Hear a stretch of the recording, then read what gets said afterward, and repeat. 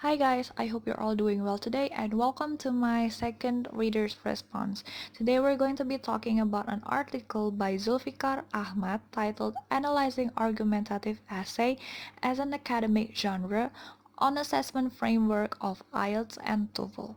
Enjoy the presentation! Okay, so for the presentation flow, we're going to start with talking about the topic area of discussion and the writer's purpose, and then we're gonna hop onto the article summary, and then we have the critical comment and value from reading by me, and then we're also going to see some new vocabularies.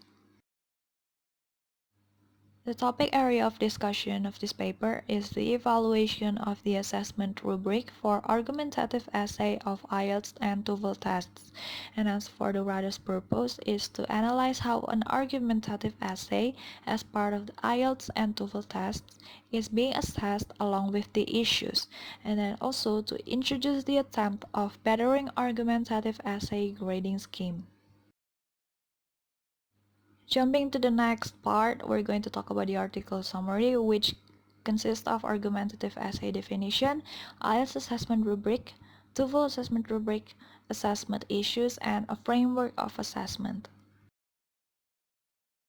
The article began by explaining what an argumentative essay is as the task 2 of writing component on both IELTS and TOEFL, and it said that according to Challa and Chapton, an argumentative essay involves a debatable topic that can invite arguments in favor and against the topic as well as the writer's specific stance on the subject. Okay, now we're going to break down the IELTS assessment rubric. The first is task achievement. It requires the task takers to respond to all parts of the task by taking a clear stance on the topic supported by relevant details. And then we have cohesion and coherence. They require that the text appropriately creates logical links between ideas and paragraphs.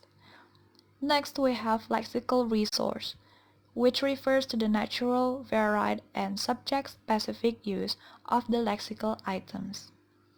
And then we have use of grammatical range and accuracy. They entail that the essay presents a wide range of synthetic structure which are grammatically accurate. Lastly, we have the band scale of this test, which ranges from 0 or non-user to 9 or expert user.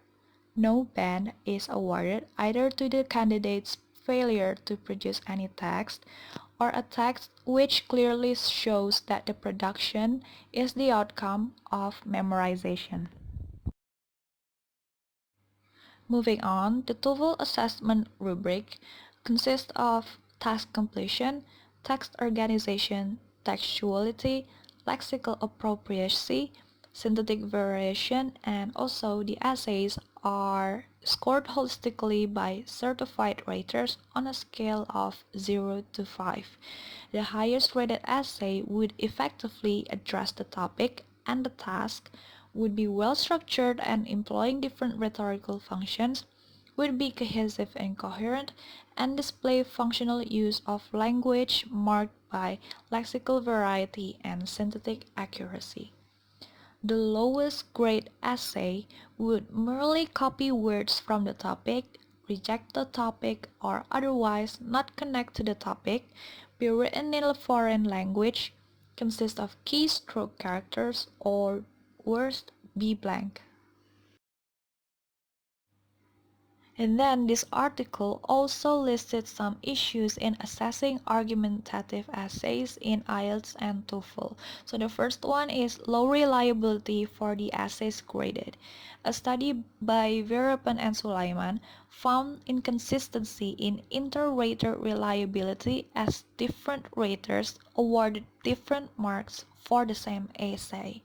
And then we also have lack of authenticity. According to Chalhub, Deval, and Turner, no information is given about the audience, the purpose, etc. to help test takers contextualize their essay. Moreover, IELTS and TOEFL adopt holistic approach to assessing writing, which as an assessment procedure does not provide reliable data on writing performance according to ELBO 1996. And third, they do not provide adequate feedback. They do not provide adequate feedback on the test taker's performance except for the final scores. The test takers cannot get a fuller understanding of his writing strengths and weaknesses and cannot devise effective work plan and learning strategies for further improvement. I mean, how are you going to improve yourself if you don't know what is it to improve? Right. Sorry. And then fourth, we have they do not allow a sufficient time for the creation of text. Writing, as we know, is a process which involves complex working of the cognitive processes during the production of a text as a piece of discourse, and it takes time to work on an essay. And I'm sure all of you have experienced this before. Writing an essay takes time and it's not easy at all, right? So from this perspective, reliability and validity of these standardized tests come under question. Hence, there's an acute need to revisit assessment criteria for IELTS and TOEFL, which bring us to the next part of this article. Okay, so due to the issues that I mentioned to you before, an attempt has been made to create new criteria for the assessment standards, which can be used for assessment of the argumentative essay attempted in an academic setting as a course module. For example, when the lecturer tells you to create an argumentative essay in, say, critical reading and writing class, they can use this assessment rubric, as well as for a context where candidates are preparing themselves for IELTS or TOEFL. We can see the model on the grading scheme on table 1, and then on table 2 we can see the detailed description of each criterion. The one that I displayed in this presentation is only one for one criterion. If you are interested in checking out the details of the other criteria, you may read the full article. As for my critical comment on this article, I would like to highlight how the writer included opinions from other sources which support his statement regarding how there were issues in IELTS and TOEFL's argumentative essay assessment.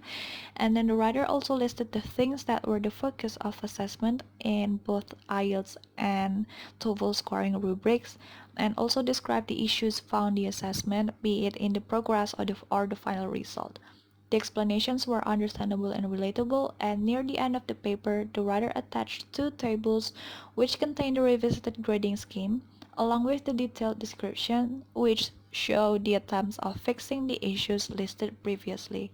And in the value from reading, I learned that an evaluation for the assessment of both tests was indeed needed, not only for the test takers' benefits, but also for the parties which have standardized result as one of their enrollment requirements. As for the test takers, a more detailed grading scheme will allow them to know where their weaknesses are and work on improving themselves for better results. As for the recruiting parties, they will have more credible and valid test results to be taken into consideration. Over here I have a list of new vocabularies that I found from the article. I rarely use these words, and some of them I saw for the first time from this article, and I also included the Indonesian equivalent. And finally, you have reached the end of this video. Thank you for tuning in with me in this presentation. Thank you for watching and have a nice day. Don't forget to stay safe.